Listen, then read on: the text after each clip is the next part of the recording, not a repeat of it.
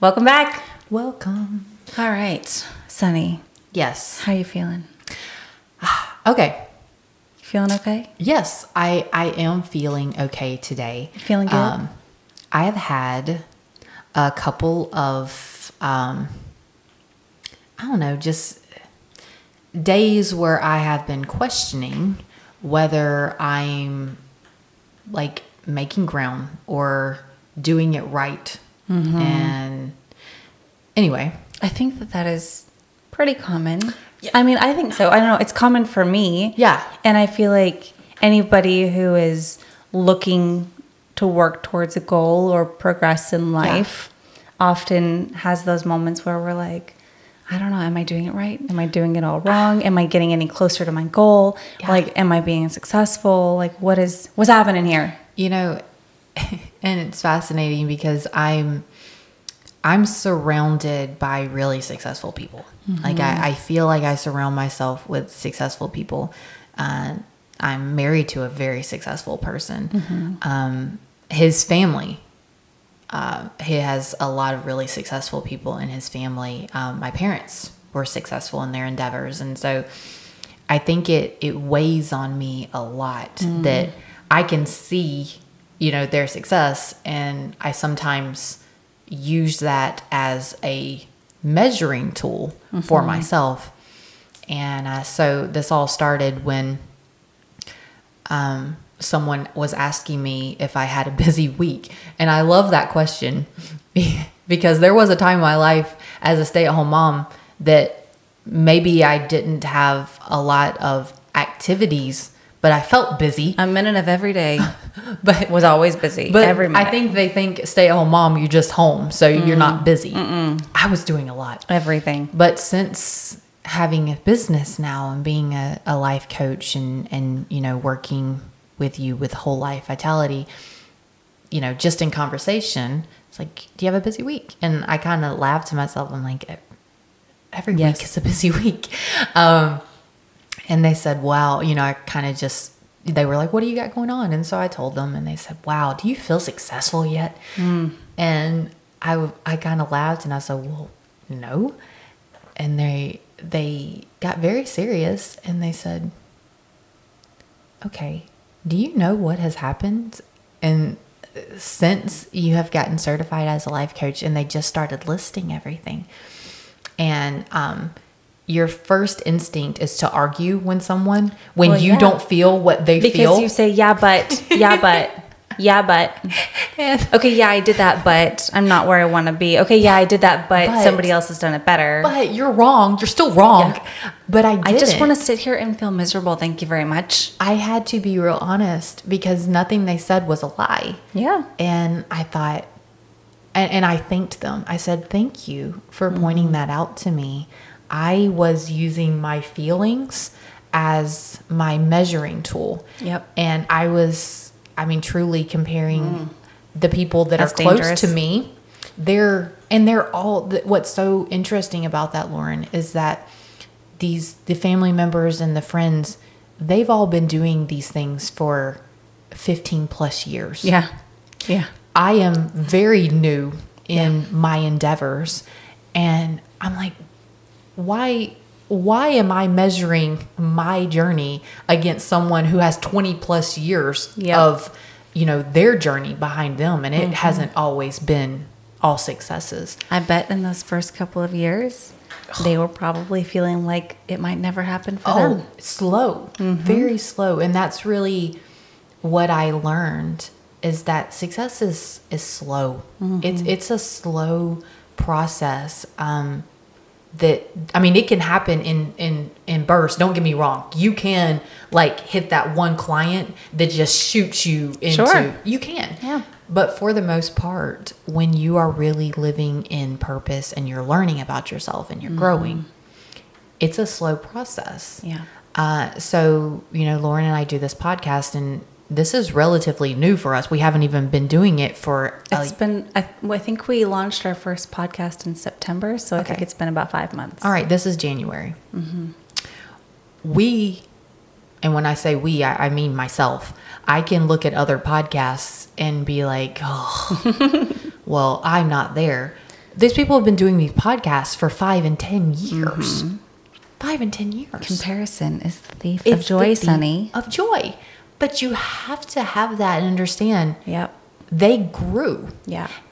But you can you can stand on your side of the phone and look at these podcasts with all these followers. Yep. You can stand on your side of the computer and look at someone's Instagram or TikTok, and they're bringing in money because they have, 25,000 followers. They've been doing this for years. They've been like just immersed into it, and all of this is new. And Lauren is so good about reminding me, hey, we're gaining traction. It's just not, Things are growing. You don't look at, you don't get 42 followers in an hour. It's something that takes, I mean, it takes we don't. time. Maybe once you already have like 1.5 million followers, then you get 42 followers in an hour. But And it could, we and don't if you have a generally. viral post, I'm Sure. You do have those variables. But in life, it's, what is your definition of success? Home, that movie, Home with the Boov, and he Yes. says, there will be no sucking seed.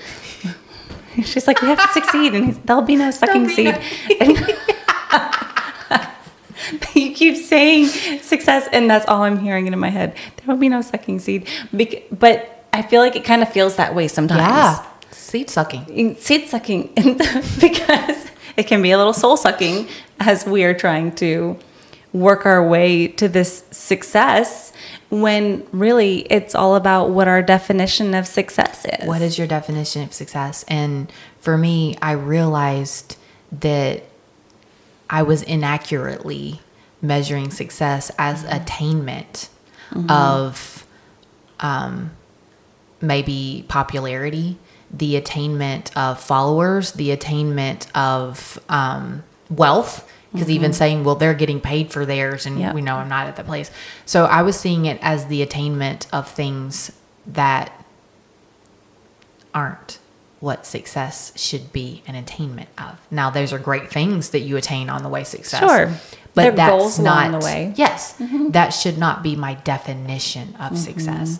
And I had to take a step back and say, okay, what is God's definition of success?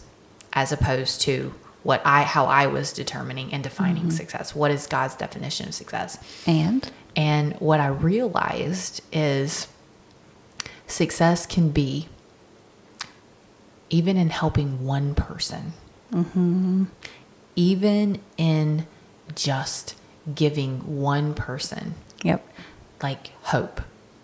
And that was just mind blowing to me, that every time I found a way not to do something.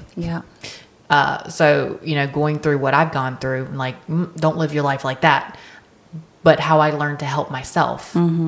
So what I thought was a failure in my life, when I was miserable and flailing with anxiety disorder and just, depression. And then I got myself out of that dark hole, and how I learned how to do it. Now I coach people, giving them the same tools to help them learn how to do it. And that is success. That's so cool. 2008, rough year for America, right? Oh. Market crash. January 2009, I want to say it was probably January, my husband got laid off. Might have even been before that. I think it was actually fall 2008 he got laid off. And along with so many people, right? February of 2009, I got pregnant with our first child. And things got bad. Things got real bad. I mean, we had very little to no money coming in. There were no jobs for him to have. I was working 5 jobs. Wow. And pregnant, and just trying to stay afloat, right? Because there was just nothing. And I remember praying often, just give us a win. Just give us something. Just show me what to do. Show me what the next thing is. And one day I was managing a fitness spa in downtown Dallas. We lived in downtown Dallas, and so everything I did was kind of in that same area. And I'm walking down the street, and I had nothing. I had very, very little money. We were having a hard time paying any of our bills. And this man walks up to me on the street and has a little paper, because they sell these little newspapers in downtown Dallas. It's something that they do for the homeless community, and they can sell their papers, and that's part of how they get money. And he asked me if I'd like to buy a paper.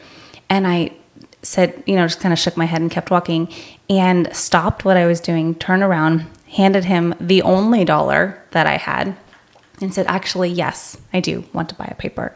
And I took his paper. I think I threw it away. I didn't want the paper.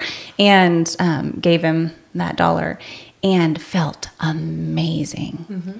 I was like, that was my win. Yes. That was my win. That is what I needed. And what would I have done with that dollar otherwise? I don't know. But in that moment, it was like you get so much more by giving. Yes. Than you'd ever get by holding on to this dollar. Well, that lesson, it cost you $1, but it was invaluable. Oh, I mean, that was 15 years ago. That was a turning point of your life. Right. Because, I mean, truly, in that moment, you're like, I want to help people. Yeah. I want to help people. Yeah. And I saw him, and I'm like, I desperately would love to fix everyone's problems, truly. Yeah. Like, I would just love to, but I can't. And my problems felt overwhelming. But in that moment, that was success for me. Yes.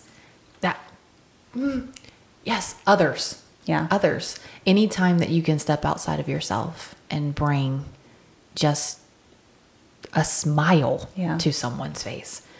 And I just, being truly vulnerable here, it was really eye-opening for me to realize that I was, even as a life coach, I was measuring success incorrectly, even knowing what I know about mindset. There's always room for growth. There's always, but I was being really hard on myself, giving everyone else permission, but being really hard on myself. Yep. And my husband said, "Are you a different person than you were a year ago?" And I said, "Yeah."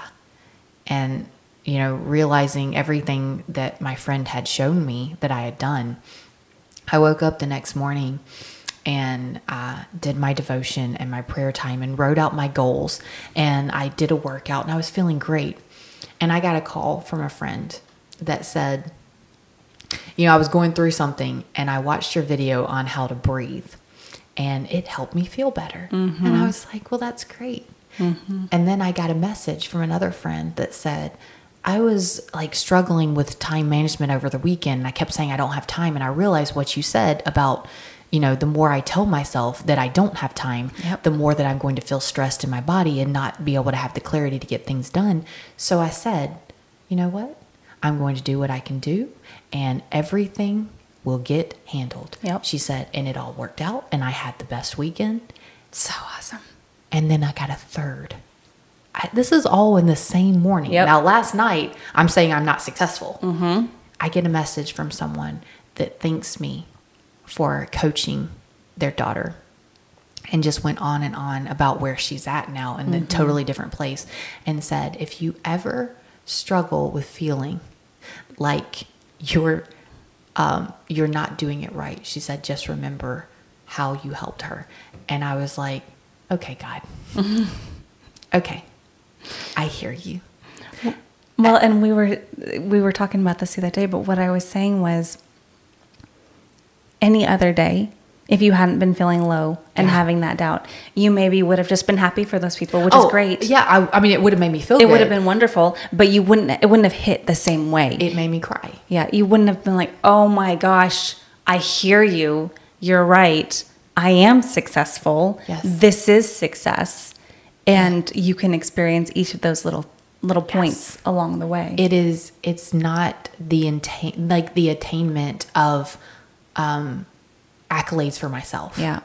Really, success for me is in the attainment of helping others get and feel better. That's success for me. Mm-hmm. And that really knocked me over the head yesterday, was when they are winning, when they are feeling better, when I can help just a little bit. Yep. I'm sitting in purpose. Yep. And that is how I need to measure success. And I really I hit that with God, and it brought me to tears. Yeah.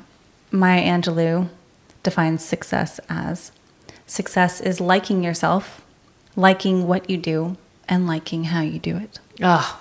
So in that case, we're extremely successful. We're extremely successful. Because we do like ourselves. Yes. And we like what we do. And we like how we do it. And we put a lot of purpose, a lot of intention into what we're doing here and how we're sharing with you. And that feels like a huge success. Yeah.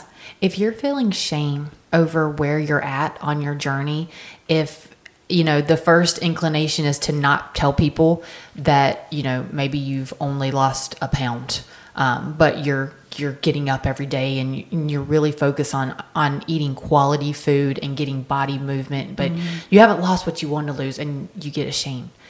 Notice that that's not how God talks to you. It's never in shameful terminology. So never be ashamed of where you're at. Yep. And that's kind of where I could see God showed me that was the path that I had started walking, that I was going to end up being ashamed of the numbers and the amounts and like not having the accolades that other people who have been in the business 20 plus years, that's what I was measuring myself against, man. Well, and if tomorrow we woke up and we had over 1 million followers on any of our platforms, we wouldn't be doing anything differently. No. And we would be sharing struggle with all of you in the same way. We would be sharing the same things in the same way because we're sharing what we feel called to share. Absolutely. Absolutely. So truly, like, understand that it's not an attainment of worldly things.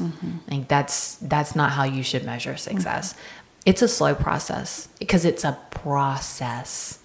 It really is. When people tell you that it's a journey, I told Lauren, I said, I really didn't get the full breadth of it's a journey until now.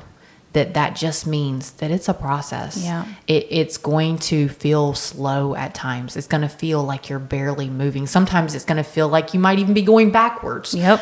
You're not at all. And what was that other one that you found?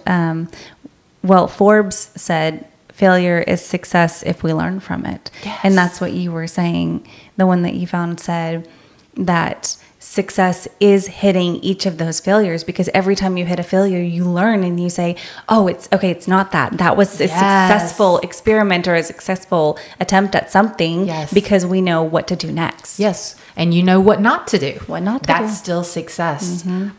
We have found a lot of ways that don't work. Yeah, that's true. And that's all right. That's all right. I've found tons of ways in my life that I'm not motivated and I don't feel good making that decision, and that's not really helpful. And that's okay. That just points me on a different path. So success is going to look really different, and sometimes it's going to look not great. It's still a success. So it'll look like a misstep. Exactly.